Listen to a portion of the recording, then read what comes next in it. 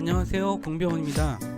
오늘은 HTML5와 인터넷 혁명의 미래에 대해서 살펴보도록 하겠습니다. 오늘 주로 배울 내용들은 HTML5가 구현하는 새로운 기능들은 도대체 무엇이길래 인터넷에서 엄청난 변화를 가져온다고 하는 것인지, 그 다음에 영상, 소리, 멀티미디어 웹페이지가 어떠한 장점을 가진 것인지, 어느 디바이스나 구현되는 반응형 웹이라는 것은 과연 무엇이고 어떠한 기능인지, 그 다음에 워드프레스의 핵심 기능인 컨텐츠 관리 시스템이라고 하는데 그 말이 맞는 것인지, 그리고 클라우드 컴퓨팅은 어떻게 정의할 수 있는지, 인터넷이 만드는 커뮤니케이션의 미래는 무엇인지, 이런 점들에 대해서 중심 주제로 생각하면서 함께 살펴보도록 하겠습니다. 먼저 HTML5가 구현해주는 새로운 기능으로 가장 먼저 꼽을 수 있는 것은 굉장히 자유도 높은 편집과 다양한 편집이라고 볼 수가 있습니다. 여기에 지금 보여지고 있는 이 웹페이지만 하더라도 HTML5의 기능들을 구현한 것으로서 관련된 어떤 상을 받은 웹사이트예요.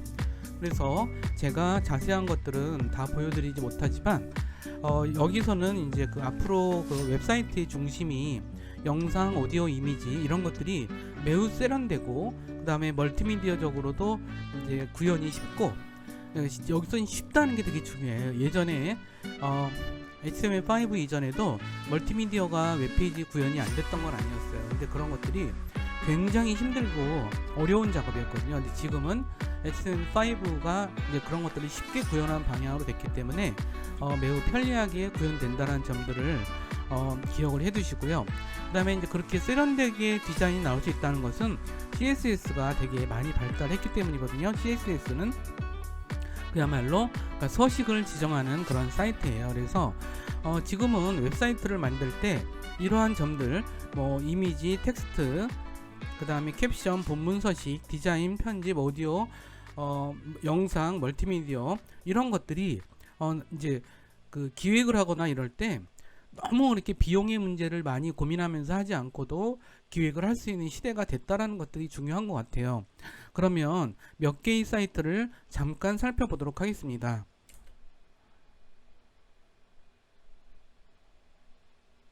화면에 있는 이 사이트들은 어떤 사이트들이냐면 HTML5를 통해서 구현해서 만들어 놓은 사이트들인데 상을 받은 사이트들이에요. 최근에 그런 것들인데 잠깐 살펴보도록 하겠습니다. 먼저 더 월드, 우리가 만들어낸 세상이라는 뭐 그런 사이트인데 이 사이트를 한번 보도록 할게요. 이 사이트를 보시면은 다음과 같이 이러한 그 웹사이트가 열리는 것을 좀 알 수가 있죠. 굉장히 화려하다는 걸 알 수가 있을 거예요. 이렇게 지금 스크롤을 내려보니까 여기 여러 가지가 나오는데 이와 같이 잠깐만 우리가 살펴보는 거라서 다음에 한번 꼼꼼하게 살펴보는 시간을 좀 가지도록 할게요. 자, 그 다음에 이런 사이트가 있고요. 그리고 또 다른 사이트를 살펴보도록 하겠습니다. 자, 여기서는 이 사이트를 한번 살펴보도록 할까요? 이거는 캐나다에서 만든 사이트네요. 그렇죠?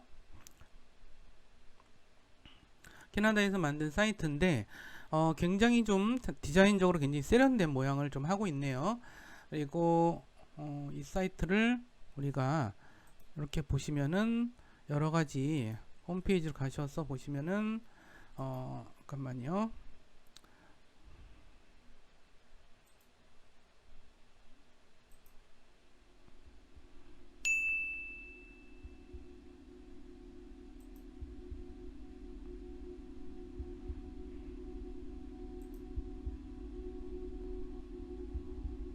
They look disgusted. 이건 인터랙션이 있네요. 그죠? You want own the land. I'm just you for teacher. 좀 이렇게 특이한 효과를 좀 보여주네요. 재미있는 사이트죠. 자, 이런 사이트들도 있고, 그 다음에 다른 사이트도 잠깐 살펴보도록 하겠습니다. 여기서는 뭐 이런 사이트 한번 가서 보도록 할까요? 이 사이트 한번 가서 보도록 할까요? 자, 이 사이트는 이제 사이트를 일단 방문해 보도록 할게요. 그래서 뭐 좀 상당히 다이내믹한 걸 알 수가 있겠죠. 여기서 이제 보시면은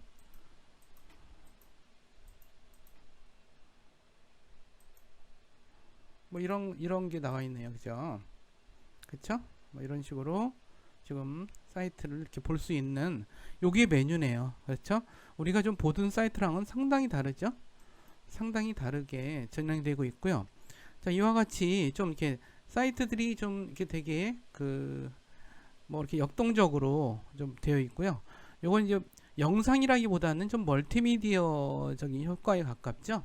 이런 사이트들이 여러분들한테 제가 HTML5를 기반으로 만들어진 사이트를 잠깐 우리 살펴보는 시간을 가졌습니다. 그리고 다른 어떤 좀 새로운 기능들을 좀 보도록 할까요? 먼저 이제 아까 보셨듯이 상호작용하는 기능과 소셜미디어와 연동하는 기능도 굉장히 중요한 것 같아요. HTML5가 구현하는 기능으로서 굉장히 중요한 특징으로서 우리가 꼽을 수 있는 것 같아요. 상호작용이라는 것은 사용자가 어떤 브라우저를 통해서 클릭해서 무엇인가를 계속 보여주게 하는 그런 작업들, 그러니까 내가 마우스로 클릭했을 때 어떤 퍼포먼스가 나타나는 것을 우리는 상호작용이라고 이야기를 하고 있죠. 이 상호작용도 예전에는 자바스크립트라든가 뭐 그런 플래시라든가 이런 걸 통해서 했었지만 지금은 이제 HTML5가 그 자체적으로 굉장히 많은 기능들을 내장하고 있기 때문에 전보다 구현할 수 있는 범위가 매우 넓어졌다는 것을 좀 알 수 있을 것 같아요. 그래서 소셜미디어와 연동하는 거는 뭐 물론이고 어떤 댓글이라든가 게임이라든가 퀴즈라든가 교육 콘텐츠 이런 것 속에서 되게 많이 이런 게 구현되는 것 같아요. 특히 우리가 눈여겨봐야 될 것은 이 상호작용에서도 영상, 소리, 멀티미디어 웹페이지 뭐 이러한 멀티미디어 웹페이지에 되게 중요한 것 같아요. 예를 들어서 교육적 목적으로 되어 있는 고티바디 라고 하는 사이트를 잠깐 살펴보도록 할게요. 이것은 이제 제가 이걸 볼 때마다 지금은 HTML5가 이제 여기까지도 구현이 가능하구나 라고 하는 것들에 대한 좀 전형적인 사례가 아닌가 이런 생각이 좀 들어요.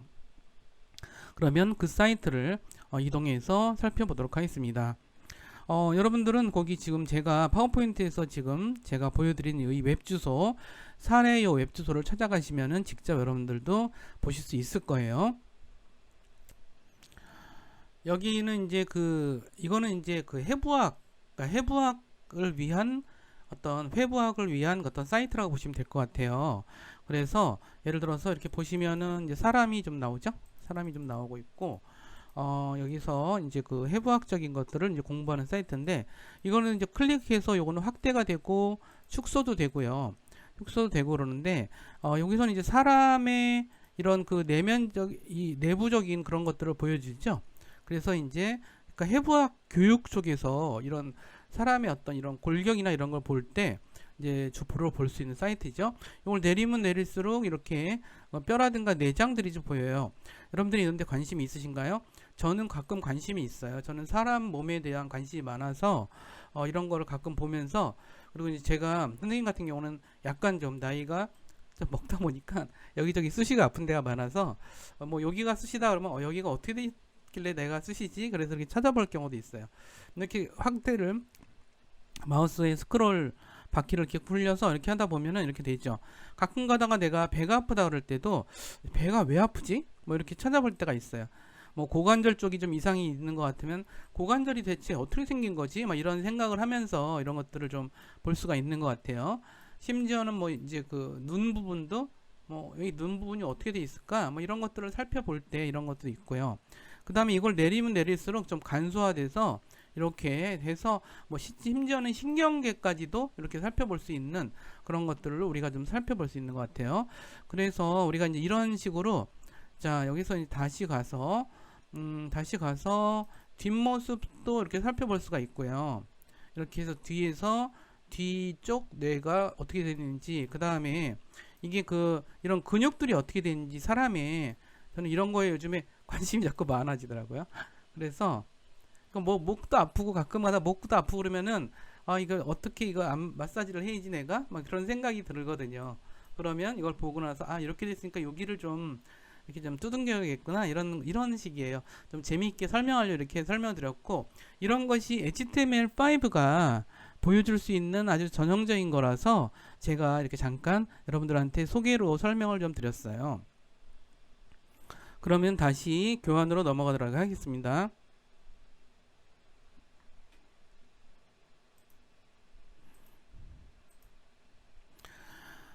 그리고 이제 우리가 HTML5가 구현하는 가장 이제 새로운 기능으로서 우리가 주목해야 될 부분은 지난 시간에 이어서 계속 설명하지만 어느 디바이스에서나 구현되는 반응형 웹이다라고 하는 부분인 것 같아요.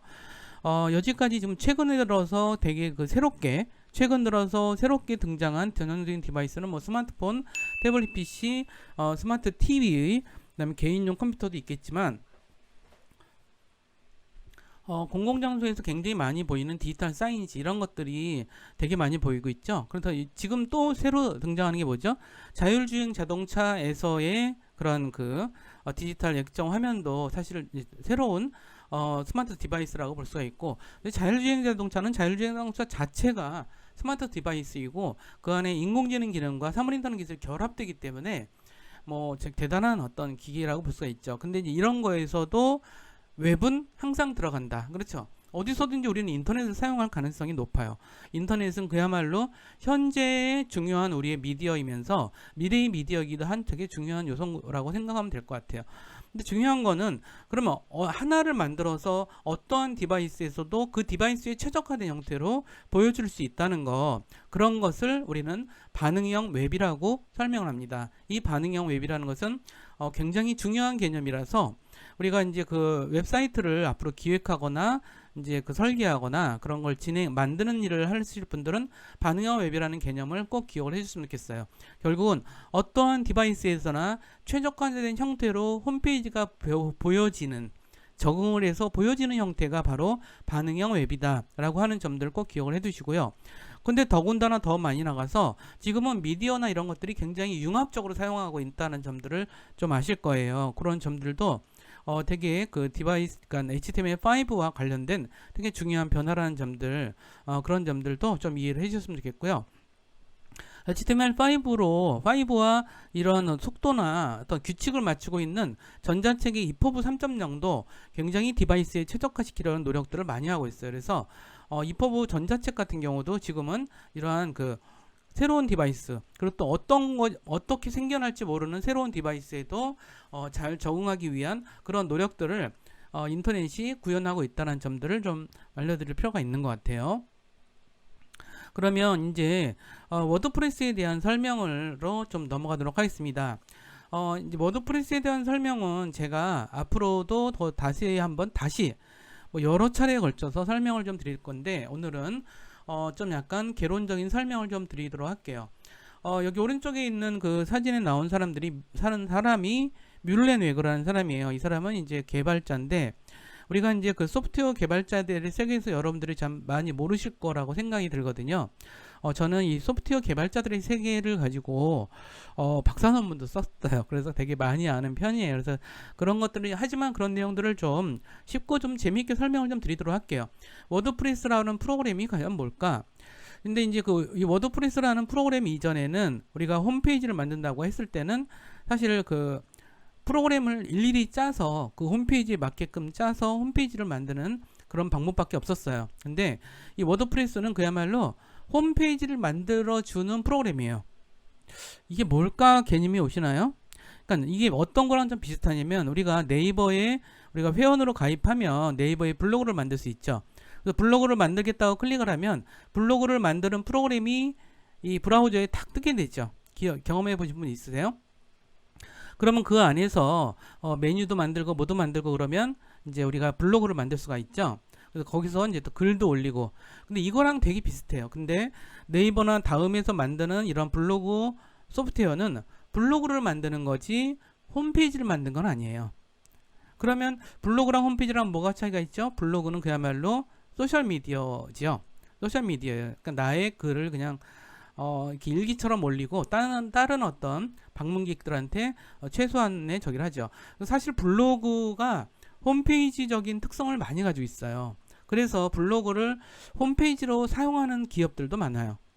하지만 블로그라는 것은 이제 우리가 사회적인 인식으로는 개인용 개인용 이제 그 웹사이트다라고 하는 선입관이 굉장히 많아서 기업 같은 경우는 블로그보다는 이제 홈페이지를 많이 하는 경우고 블로그는 주로 개인용 홈페이지로 이제 블로그를 많이 쓰다 보니까 되게 사적인 어떤 그런 커뮤니케이션이 되게 강하다면 이 홈페이지는 그렇지가 않죠. 되게 공식적인.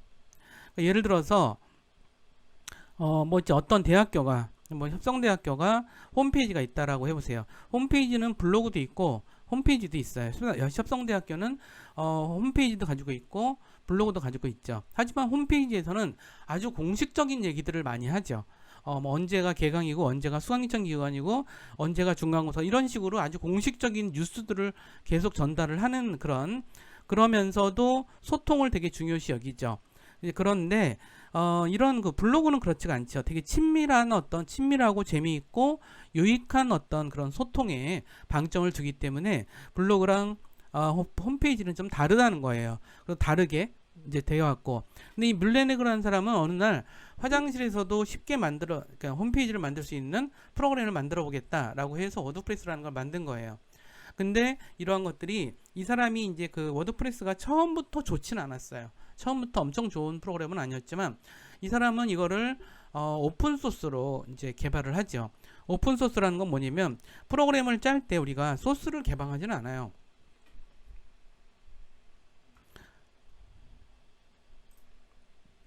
소스를 개방하지 않는다는 것은 그 프로그램에 관한 권한을 내가 남한테 공유하지 않겠다는 거거든요. 소스를 개방한다는 건 프로그램을 이루고 있는 기본 소스를 공개를 한다는 거거든요. 그것은 여러 가지 의미가 있어요. 왜냐면 내가 개발한 프로그램이지만 딴 사람도 이것을 수정해서 개선하게 하겠다라고 하는 의지예요. 이걸 오픈소스 운동이라 해서 소프트웨어 쪽에서는 굉장히 이 운동이 활발해요. 왜냐면 내가 혼자 하다 보면 이게 감당이 안 되잖아요. 예를 들어서 운용체제도 계속 바뀌죠. 디바이스도 바뀌는데 내가 혼자 할 수 있는 영역이 아닌 거죠. 그러면 아예 이것을 소스로 오픈해서 다른 사람들이 마음대로 바꿀 때 규칙이 없는 건 아니죠. 규칙이 있어요. 소스를 고치거나 개선을 하면 그거를 어떻게 고쳤다라는 것을 그 사람도 고치는 사람도 그걸 공개하게끔 돼 있어요. 이 오픈소스의 규칙이고 전 세계적으로 오픈소스 개발자들은 그 규칙을 따르고 있어요.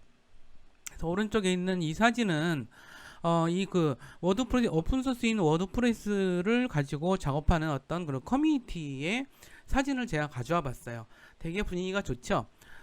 이러한 분위기가 있어요. 뭔가 내가 사적으로 개발한 거니까 이건 나만의 거야 이런 것보다는 소프트웨어 세계에서는 이렇게 내가 공유를 하겠다. 소스를 공유해서 더 좋은 걸로 만들겠다라고 하는 굉장히 어떤 이런 공유의식이 투철한데 이런 공유의식이 되게 장점으로 물론 단점도 있지만 장점으로 작용한다면 되게 좋은 경우가 있는데 그런 게 아마 워드프레스는 그런 것들이 꽤나 장점으로 작용한 경우가 아닌가 이런 생각을 해요. 왜냐하면 계속 이런 그 프로그래머들이 계속 개선을 하면서 지금은 굉장히 좋은 프로그램이 됐어요. 그래서 누구나 홈페이지를 몇 달만 뭐 한두 달만 공부를 해도 스스로 홈페이지를 만들 수 있을 정도로 아주 쉽고 쉬운데도 굉장히 세련된 페이지들을 만들어내고 있기 때문이죠. 그래서 제가 오픈소스 세계에 대해서 조금 더 추가로 설명을 좀 드리도록 할게요. 오픈소스 프로그램의 특징이라는 것은 워드프레스를 기반으로 설명하자면 이 프로그램의 소스를 가져다가 누구든지 소스를 발전시킬 수 있어요. 그 다음에 그래서 이제 이런 발전된 것을 가지고 또 다시 공개를 하죠. 나는 이러이러한 소스를 했으니까 무료로 또 딴 사람들한테 공유를 하겠다. 그러면 남이 개발해 놓은 걸 또 추가로 개발한 걸 갖고 또 개발하고 이 사람은 이렇게 개발하고 저 사람은 저렇게 개발하고 이런 것들을 계속 공유하는 과정을 통해서 이런 어떤 거대하게 전 세계가 지금은 그래서 홈페이지 전 세계 홈페이지의 70% 이상을 워드프레스로 만든다라고 얘기를 하고 있어요. 정말 대단하죠? 그럼 얼마나 이게 많이 쓰면 많이 쓸수록 점점 더 많은 개발자들이 여기에 뛰어들어서 작업을 하다 보니까 프로그램이 나날이 더 좋아지겠죠. 그래서 그러면 이 사람들이 어떻게 소스를 공개하면 어떻게 살죠? 이거는 이제 워드프레스에 가시면은 워드프레스 이제 나중에 워드프레스를 제가 이제 가르쳐 드릴 때 보면은 워드프레스는 이게 사람들이 자기네들이 유료로 만들어 놓은 것도 있어요. 어떤 것들은 유료로 만들어 놓고 어떤 유료 버전이 있고 무료 버전이 있고 막 그래요. 똑같은 건데 무료 버전은 뭐죠? 아직 완성이 좀 덜 된 거. 근데 유료 버전은 완전히 완성돼서 되게 프리미엄급으로 서비스를 좀 보강한 거 이런 것들이 유료 서비스로 많이 판매를 좀 하고 있고요. 테마라고 하는데 이런 식으로 판매하고 있고, 디자인도 마찬가지예요. 디자인도 사람들이 무료로 공개하는 것도 있지만 아주 뛰어나게 디자인을 해서 그 디자인 소스를 판매하기도 해요. 이런 식으로 이런 공유라고 하는 것이 무조건 100% 절대적으로 공유한다는 게 아니라 부분적으로 자기가 어느 정도는 이제 유료로 판매하기도 하고 무료로 배포하기도 하는 것이 겹쳐져 있다는 뜻이에요. 그래서 주로 이제 워드프레스에서는 주로 테마와 플러그인이라는 어떤 그런 식으로 기능을 하고 있고요. 이러한 오픈소스 운동이 전 세계적으로 매우 활발하다는 사실을 좀 이해하실 필요가 있는 것 같아요. 또 하나 우리가 인터넷과 관련된 좀 혁신의 역사에서 우리가 중요하게 생각해야 될 것은 이제 크라우드 컴퓨팅의 분위기인 것 같아요. 이 크라우드 컴퓨팅은 말은 어려운데 제가 설명을 드리면 이게 크라우드 컴퓨팅이었구나 이런 느낌이 들 거예요. 여러분들은 네이버에서 이메일을 쓰죠. 우리가 왜 이메일을 쓰죠? 왜 무료로 이메일을 쓰죠? 뭐가 좋다고? 근데 그 네이버는 우리한테 네이버 이메일을 제공함으로써 되게 다양한 서비스를 자기네들이 활용하죠. 사람들의 어떤 그 동향이라든가 뭐 빅데이터를도 활용하기도 하고 이메일이나 이런 관련된 광고라든가 비즈니스에서도 굉장히 많이 사용을 하고 있죠. 이와 같이 이런 기업들이 자꾸 이런 방식으로 변하고 있다는 거죠. 물론 네이버는 무료이지만 어도비의 포토샵, 프리미어 이런 것들도 약간 크라우딩 서비스로 많이 바뀌었어요. 우리가 설치를 해서 쓰고는 있지만 우리가 월정액을 쓰고 있죠. 아예 예전에는 프로그램 통째로 사서 우리가 설치해서 우리가 썼는데 지금은 월정액을 내고 쓰고 있죠. 그 대신에 월정액을 내고 있는 한에서는 계속 업데이트를 해주죠. 그래서 예를 들어서 저는 어도비 CC 2020 버전을 쓰고 있는데 1년 내내 굉장히 많이 업데이트가 되더라고요. 그래서 그런 것들을 이제 업데이트 하면서 이렇게 쓰고 있는 거죠. 근데 그런 것들이 월정액으로 바뀌었어요. 소유권을 내가 갖는 식이 아니라 월정액으로 바뀌었고, 이런 것들은 이제 점점 더 늘어나고 있어요. 구글 같은 경우도 이런 식으로 이제 서버 공간, 컴퓨터 공간까지도 빌려줘요. 아주 싼 가격에. 그러다 보니까 구글 하드 디스크를 우리가 저장 공간으로 쓰고, 그러면 어떤 점이 좋죠? 내가 어디 가든지 어디서든지 작업할 수 있다는 점들이 굉장히 좋은 점이죠. 근데 점점 우리는 더 그렇게 돼가고 있죠. 점점 디지털 노마드처럼 여기저기에서 일을 하는 저런 구조로 많이 바뀌고 있는 것 같아요. 그래서 결국은 어떤 장소 어디에 있어든지 할 수 있는 것, 이런 식의 서비스가 계속 늘어나고 있는 것. 아마존이 전 세계적으로 이러한 어떤 크라우드 컴퓨팅 관련된 기술은 굉장히 뛰어나고요.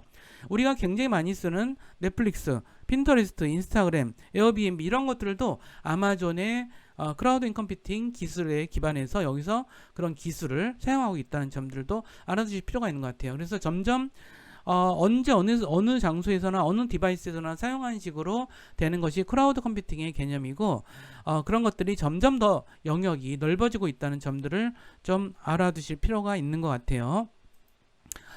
그리고 이제 이런 구글이 이런 크라우드 컴퓨팅에서는 또 굉장한 강자죠. 구글은 크롬북이라는 걸 만들었어요. 그래서 크롬북을 통해서 웬만한 어떤 작업들은 다 할 수 있게끔 해주고 있어요.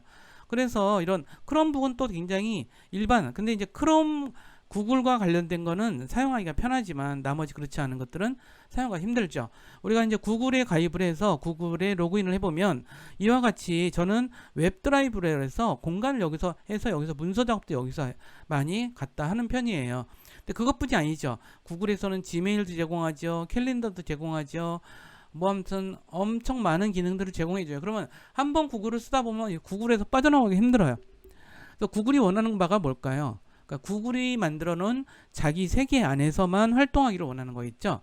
그래서 구글은 이들을 사용한 내용을 갖고 유튜브에서 사용한 것은 뭐 그걸 당연히 광고로 쓰고, 검색도 광고에 쓰고, 지메일도 광고랑 쓰고, 그 다음에 사람들이 어떤 생각들을 하는지를 알려고 하죠. 근데 그런 것들로 사용한다는 거. 그리고 이제 뭐 이런 식으로 사람들이 구글 안에서 놀게끔 계속 유도하는 방식이 구글이 하고 있는 크라우드 컴퓨팅 어떤 기술에 대한 이야기라고 볼 수 있는 것 같아요. 결국은 우리가 연결과 커뮤니케이션의 기능이 혁명이 어디까지 갈지는 앞으로 두고 봐야 될 일이죠. 지금은 2020년도의 지금 상황인 거죠. 그래서 인터넷과 HTML 역사에 대해서 간단히 다시 인포그래픽으로 제가 만들어 보았어요. 자, 1969년에 인터넷이 탄생을 했고, 팀 버너스리 박사는 1989년에 월드와이드 웹과 하이퍼텍스트를 만들죠.